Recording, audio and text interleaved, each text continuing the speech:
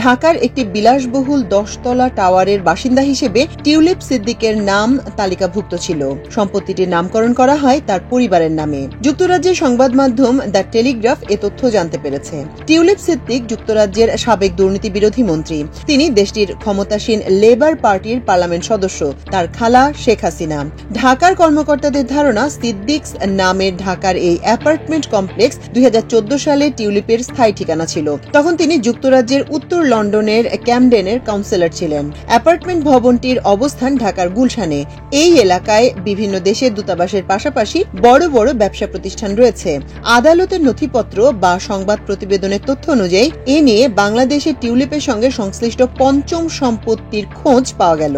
যুক্তরাজ্যে ক্ষমতাসীন লেবার পার্টির সূত্রগুলো বলছে, বাংলাদেশে টিউলিপের কোনো সম্পত্তি নেই, তাই এ বিষয়ে কোনো প্রশ্নের জবাব দেওয়ার দায়ও নেই। প্রায় 1 মাস আগে যুক্তরাজ্যের সিটি মিনিস্টার পদ থেকে পদত্যাগ করেন টিউলিপ সিদ্দিক। তিনি এখনও সম্পত্তি সংক্রান্ত বিষয় সহ বাংলাদেশে তার খালা শেখ হাসিনার স্বৈর শাসনের সঙ্গে যোগসূত্র নিয়ে প্রশ্নের সম্মুখীন হচ্ছেন।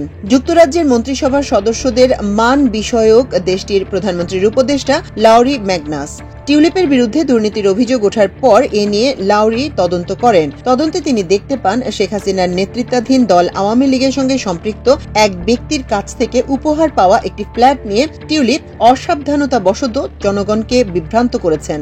এই তদন্তের জেরে টিউলিপ পদত্যাগ করতে বাধ্য হন। যুক্তরাজ্যের এমপি টিউলিপ অল্প সময়ের জন্য সিটি মন্ত্রীর দায়িত্বে ছিলেন। দুর্নীতির বিরুদ্ধে লড়াই করা ছিল তার দায়িত্বের অন্তর্ভুক্ত। শেখ হাসিনার রাজনৈতিক দলের সঙ্গে যুক্ত ব্যক্তির লন্ডনে সম্পত্তি ব্যবহার করা নিয়ে কয়েক সপ্তাহের প্রশ্নের পর টিউলিপ তার বিরুদ্ধে ওঠা অভিযোগ তদন্তের জন্য লাউরির প্রতি আহ্বান জানিয়েছিলেন। 77 বছর বয়সী শেখ হাসিনা বাংলাদেশের সবচেয়ে দীর্ঘ সময় প্রধানমন্ত্রী ছিলেন। তিনি এখন ভারতে আছেন। বিক্ষোভ দমনে নৃশংসতার পর গত আগস্টে তিনি ক্ষমতাচ্যুত হন। এই ঘটনায় 1,500 মানুষ নিহত হয়েছে। শেখ হাসিনা শাসনামলে বিরোধীদের ওপর হামলা, গ্রেপ্তার ও গোপন কারাগারে বন্দী রাখার মতো ঘটনা ঘটেছিল বলে অভিযোগ রয়েছে। তার সরকার বিচার বহির্ভূত হত্যাকাণ্ড চালিয়েছে।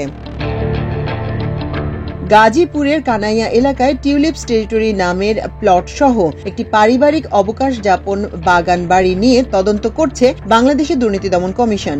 এ তথ্য সামনে আসার পর গুলশানের সম্পত্তির সঙ্গে টিউলিপের যোগসূত্র জানতে পারে দ্য টেলিগ্রাফ। একটি আনুষ্ঠানিক নথিতে দেখা যায়, গুলশানের সম্পত্তিটি টিউলিপের বর্তমান ও স্থায়ী উভয় ঠিকানা হিসেবে বিবেচিত হয়েছিল।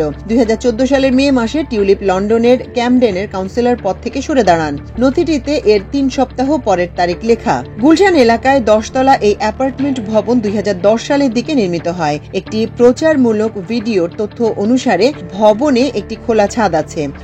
একটি বারান্দাযুক্ত 2 ও 3 শয়নকক্ষের ফ্ল্যাট। বিশ্বের সবচেয়ে ঘনবসতিপূর্ণ শহরগুলোর একটি ঢাকা।